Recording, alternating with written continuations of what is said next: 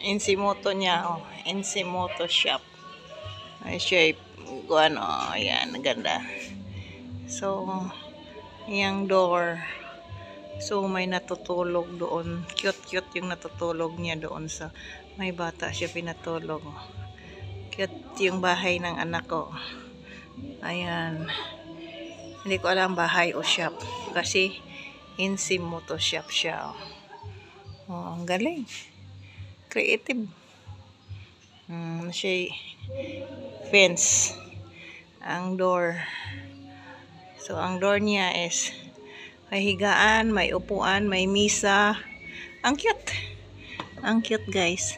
Baka malaglag. Oh my God. Malaglag. Dito natin ilagay, ha. Tingnan natin ang loob. Ayun, wiwion na to. Oh, wow. Hindi man maaplihan og duro. May misa, may chair, may higaan. Pinala tayo na tulog sa kuan, oh. Cute. Cute. So, yan ang gawa ng anak ko. So, ayan. Pinaganda niya. So, creative. Gumawa niya. Ito. Gumamit siya ng mga popsicle. Tsaka, yun nga. Dami siyang hinaayos. Ito yung project niya.